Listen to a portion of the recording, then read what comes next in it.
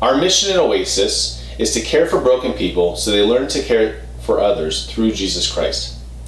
In youth ministry, our part of that mission is to care for broken students so they learn to care for others through Jesus Christ.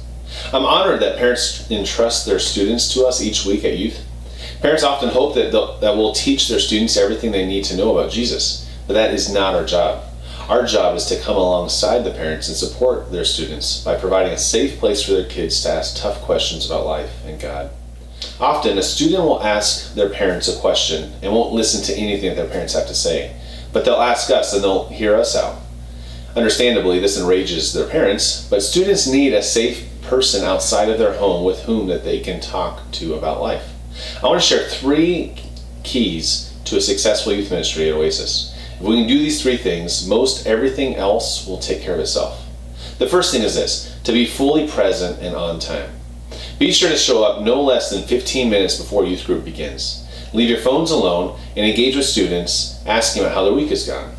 Most of us are close friends, which means that we're a strong team, and this is a good thing. But unfortunately, this means we're often tempted to engage with one another more than we do with our students. This is not social hour, at least not with other adults. So please be sure to spend your time talking with students rather than each other. Even though we have a chance to interact with our students on Sunday mornings, Sunday afternoons is our prime time. The second thing is we need to encourage student leadership. Being the fun yet responsible, wise yet humble, young yet experienced leaders that we are, it can be easy to share everything from our vast life experiences, but we shouldn't. Our job is not to be the Bible answer man or woman, but to simply lead the students to lead themselves. Just as we experience in our adult home churches, we want to develop leaders. So in our small groups, we want to give students an opportunity to lead the discussion. It is important to step in when students are using their words unkindly, or even when they're theologically off base. This is especially true when people try to fix each other with platitudes and cheap advice. Here's an example.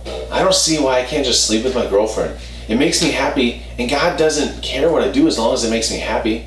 Wrong. God does care what you do, and His main concern is not your happiness. His main concern is your obedience. You got served, sucker.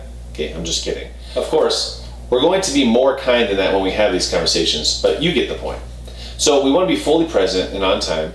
Also, we want to encourage student leadership. Lastly, we want to be a safe person. This encompasses a few different things. First, we should be quick to listen and slow to speak. This goes back to our commitment to develop student leaders. Beyond that, it's biblical. More than advice and answers, our students need a safe person to speak to.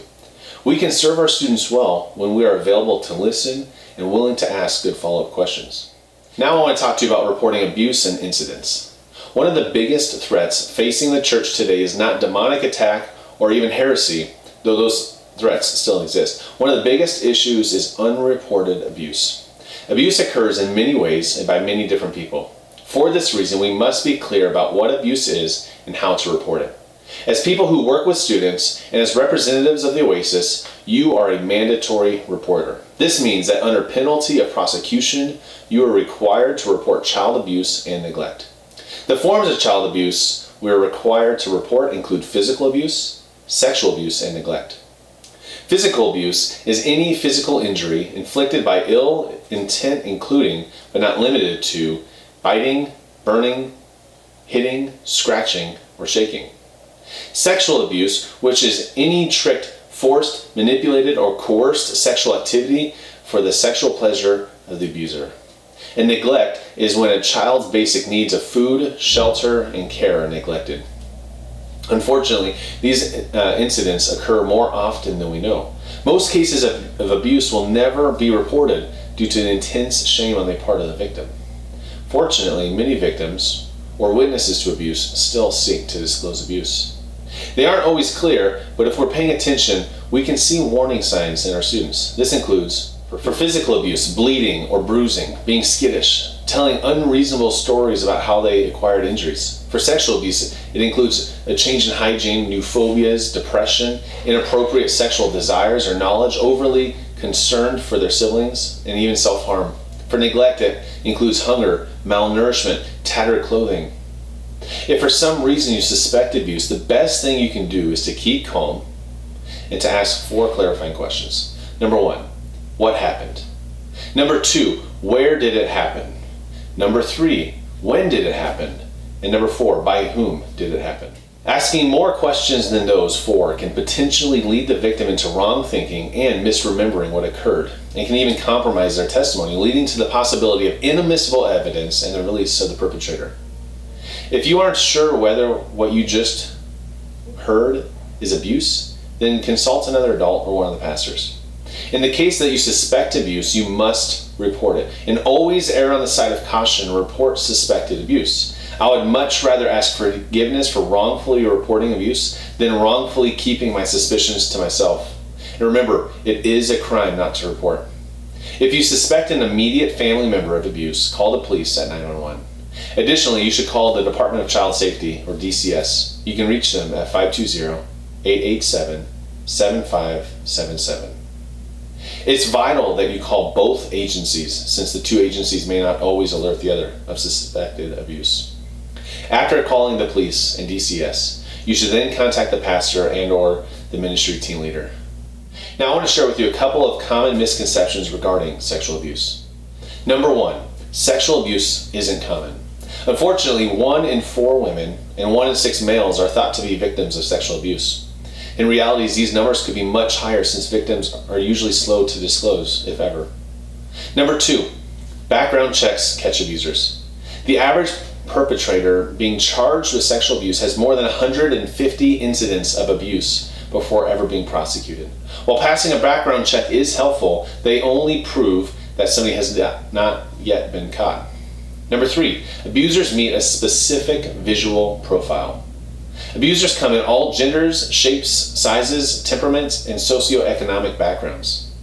Number 4, abusers are usually adult males. While most abusers are males, the average age of a first-time sexual abuser is 13 years old.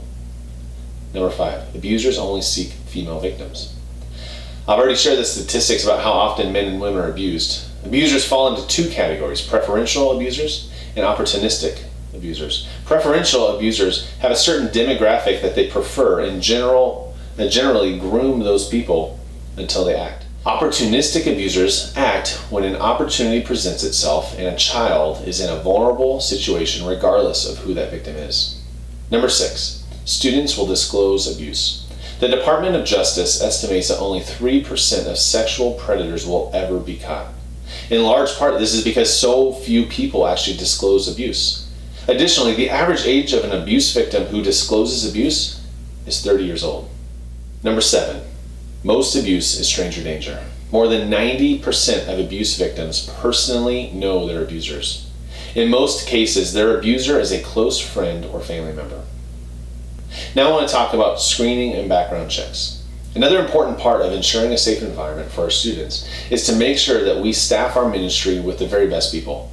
All staff and volunteers who work with children must do these following things. Number 1, wait a minimum 6 months after arriving at Oasis before working with youth. This helps us get to know each other. Number 2, be an active member of a home church. This ensures that you're growing in good, godly Christian community. Number 3, be an active attender of our Sunday gatherings. After all, our discussions on Sunday afternoons at youth group are based on the sermon. Number 4, clear a national background check at Oasis every 3 years. Well, that's all I have for you today. Thank you so much for your desire to share your life with our students. It makes an eternal impact. Our youth ministry and our church would not be what we are without you. Thank you.